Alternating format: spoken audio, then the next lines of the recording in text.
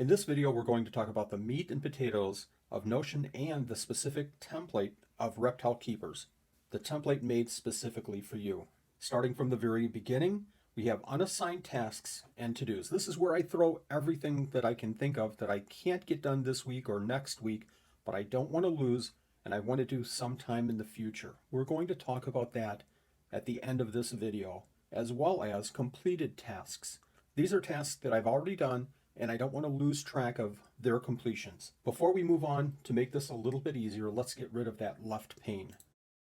Our very first area is key goals this week. This is where you put the things that you do not want to lose track of and you have to get done this week. These might be goals that are encompassing of the whole week, like clean all enclosures. Perhaps you don't want to put clean specific enclosures on Monday, Tuesday, Wednesday, Thursday, Friday, Saturday, and Sunday. This is just a basic task to tell you that you have to clean all the enclosures through the whole week. If you're looking at obtaining a new animal, perhaps you want a key goal of researching that animal. You can put pretty much anything you want in these key goals. It just drives you to complete those goals by the end of the week. But from a day-to-day standpoint, what I focus on are each individual days throughout the week. For each day's tasks, I like to choose the to-do list block. It just makes it that much easier to checkmark something once I'm completed with it. Here's a really important point. I use this not as I have to get these things done every single day. These are the things that I would really like to do for each day. But if I don't get them done, I can simply go ahead and move them to the next day. Now, if you have something that you have to get done, let's say it's buy more food for your animals, and that's a key to do that has to get done for that day, you can move it under key tasks. That way you know that you have to focus on that task. I've mentioned before, but if I don't complete all the tasks for one day, if I'm really super busy, I can always move them over to another day. I try not to do that often, but sometimes it happens. In your weekly tasks, maybe you have things that you block together and could do all at one time. You could simply move them all to another day, but as you go through that week, you might be adding continuously to your to-do list and might miss a lot of these blocked tasks. A good example is I do videos. So when I do videos, I like to do them all in one day rather than spreading it out throughout the whole week. If I have a bunch of tasks in here, I might miss some videos. So what I try to do is color code my video tasks. Now at a glance, I can see which tasks are specific to doing videos and maybe put them all in one day. And it's super easy to add new tasks. You can duplicate, or you can position your cursor behind the last task block, hit the enter key, and start typing a new task. Here's a tip for you. If you're going through the week and you're not sure which day that you have available to add a task, but you don't want to lose it, but you do want to get it done that week, you can put it under the unassigned to-dos. So you know that's something that you want to do sometime this week, but need to assign it to a specific day. Also, if you have a task that you want done, but you don't want to do it this week, or you don't have time to do it this week, and you don't want to lose that task, you can certainly put it under next week as a reminder to complete this in the next week. Another section of this page that I use frequently is the notes section. If I have something that's not a task, but I don't want to lose that piece of information, I'll put it under notes.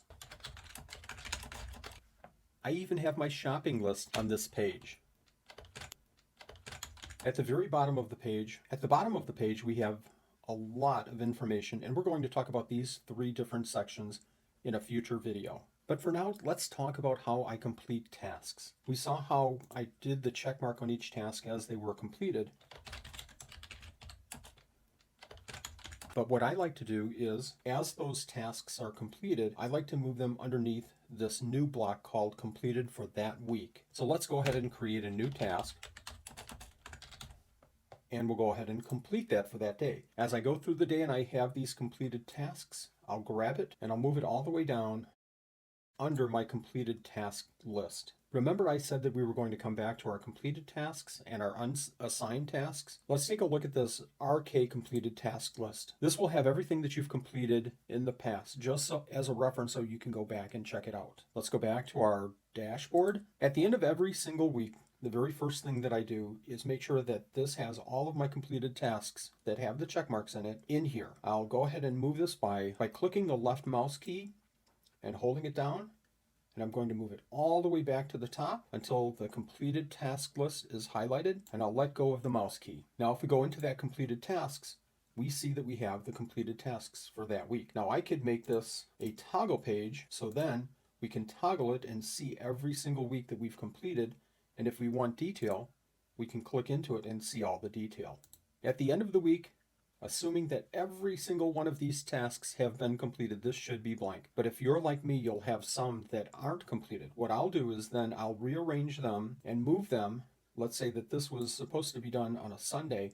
I'll go ahead and put it back up in preparation for the next week. I do this usually on a Sunday before the next Monday. I'll also take my next week and then assign that to a specific day. As well, I'll go through my unassigned to-dos and place them under specific days as well. Or if they're a task that I might not do for a few weeks, I might put it in my unassigned task to-do list.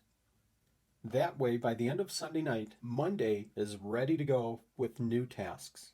And then finally at the end of the week, Sunday night, I'll run through my key goals, 1 and 2 and 3, to make sure that they're complete. If they are, I'll go ahead and delete them out. This Reptile Keeper, especially the weekly schedule, really drives what I'm doing from a day-to-day, week-to-week basis. This is how I get stuff done. And I really hope that it helps you with your organization and planning as well.